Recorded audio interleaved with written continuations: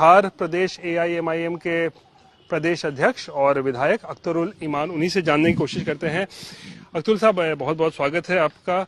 ये बताइए, क्योंकि अब चुनाव 4-5 महीने ही बच गए हैं, ऐसे में ओवैसी साहब का दौरा बिहार में हुआ भी है, हम भी वहां गए हुए थे।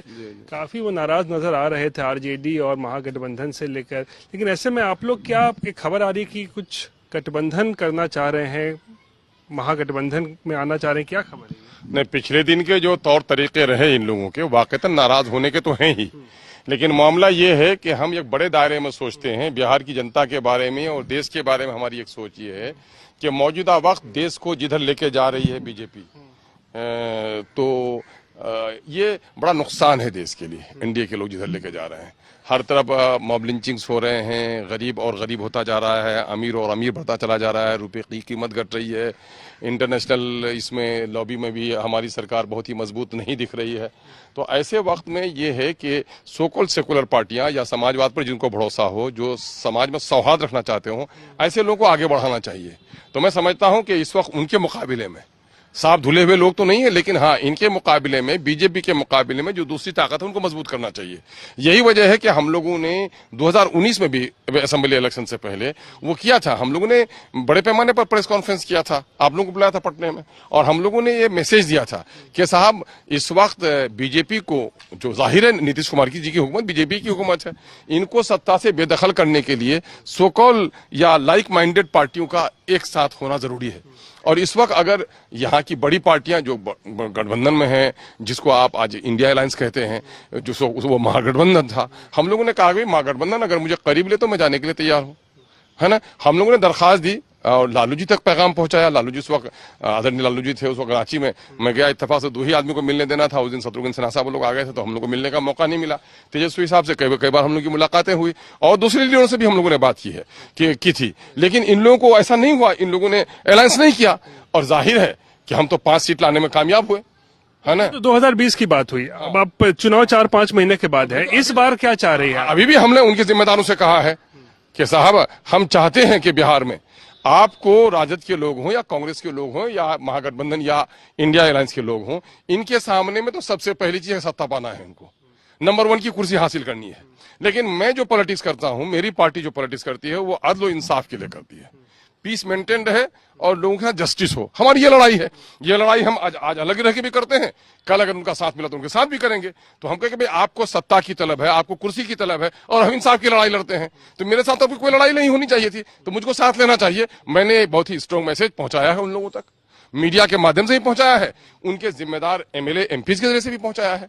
अब देखें ये लोग आगे क्या करेंगे, वो उन पर जाता है। यानी आप चाहते हैं कि आपकी पार्टी यानी AIMIM का गठबंधन हो महागठबंधन के साथ? यकीनन, तभी तो ये मैसेज पहुंचाने का क्या मतलब। मैं महागठबंधन हो सिर्फ इसलिए नहीं चाहता हूं कि कल के दिन में सत्ता उनके हाथ में और मैं सत्ता की मलाई खाऊं। मैं इसलिए चाहता हूं कि बिहार के आम आवाम को जो इस वक्त नुकसान हो रहा है, उस नुकसान से बचाना चाहिए।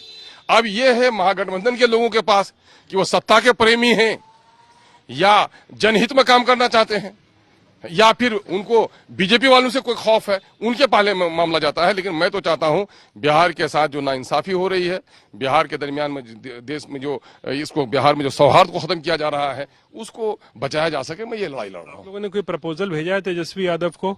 मैंने कहा कि मैंने उनके MLA और उनके MPs के जरिए से संदेशा दिया है, तो आप कह रहे हैं कि प्रपोजल भेजा है। ठीक है, क्या सर प्रपोजल क्या दिया है? अरे भाई, जब आगे बात बढ़ेगी तो आगे बात बनेगी, तो बात बढ़ेगी तो बात बनेगी। अगर बात ही नहीं बढ़ेगी तो बात बनने का कोई सवाल ही नहीं पैदा होता। ऐसा थोड़ा हम कह देंगे कि इतनी सीट हमको दीजिएगा, इतनी सीटें आप ले लीजिएगा। वो तो जब होता है, लाग हो तो समझे लगाओ, न हो कुछ तो धोखा खाए क्या। यानी अभी तक क्या तो तेजस्वी यादव की तरफ से कोई फीलर्स या कुछ ऐसा संदेश? हमारी बात हुई तो उन लोगों ने कहा कि हम लोगों ने मैसेज वहां पर पहुंचा दिया है, वहां से कोई निगेटिव नहीं आया है, वो लोग सोच विचार कर रहे हैं।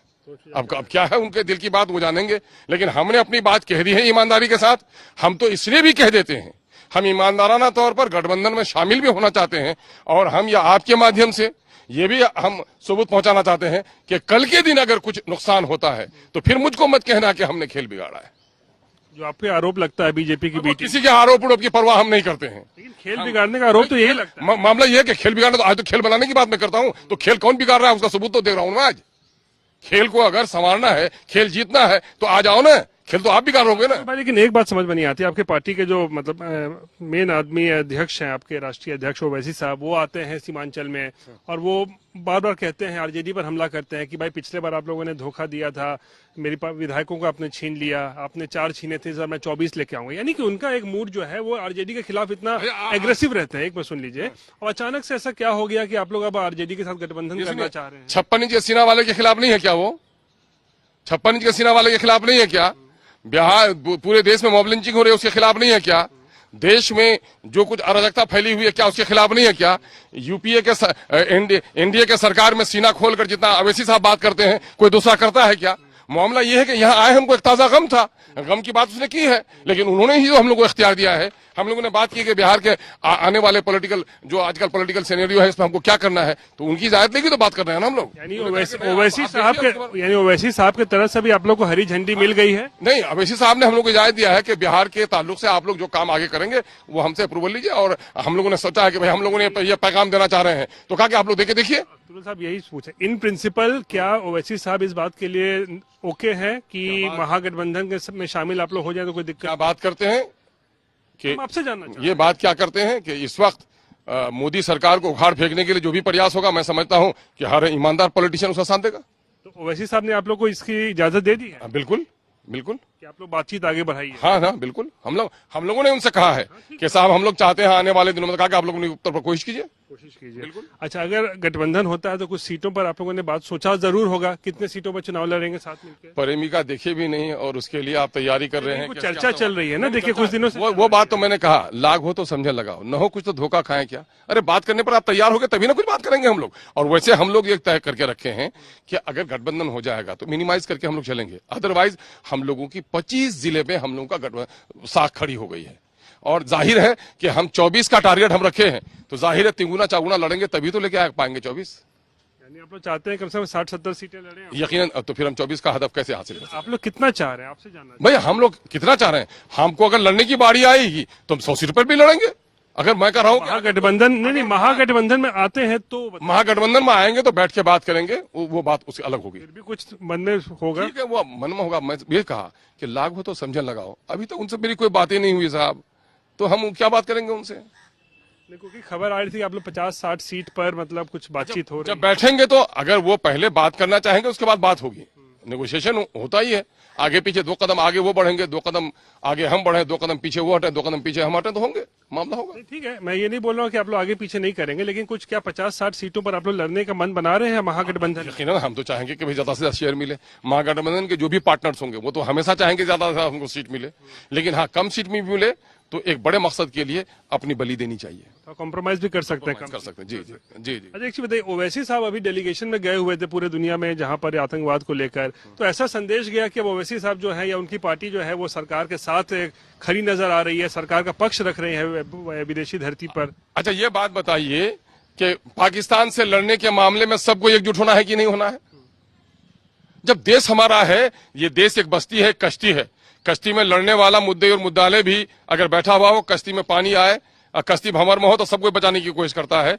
देश की लड़ाई में एकजुटता देखी जाएगी, पार्टी नहीं देखी जाएगी। लेकिन एक चीज है अख्तरुल साहब की, तेजस्वी यादव तो आप लोग से बड़ा मुखर वो रहते हैं ना कि बी टीम कहते हैं आपको। पिछले बार 2020 में देख लीजिए या फिर लोकसभा चुनाव में भी देख लीजिए, कहते हैं ये लोग आते हैं, वोट काटते हैं, बीजेपी को फायदा पहुंचाते हैं। सीमांचल की मैं बात कर रहा हूं, तो फिर वो क्यों आपको लेंगे अपने पास? अब भाई वो लें या ना लें, मैं उनके बारे में वो नहीं हूं, मैं किसी सर्टिफिकेट भी नहीं चाहता हूं।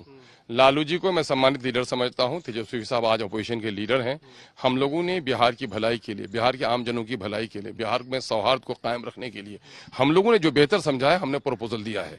उनको बिहार के ताल्लुक से क्या है, कुर्सी प्यारी है, समाज प्यारा है, लोगों के हित प्यारे हैं, ये फैसला तो उनको करना पड़ेगा।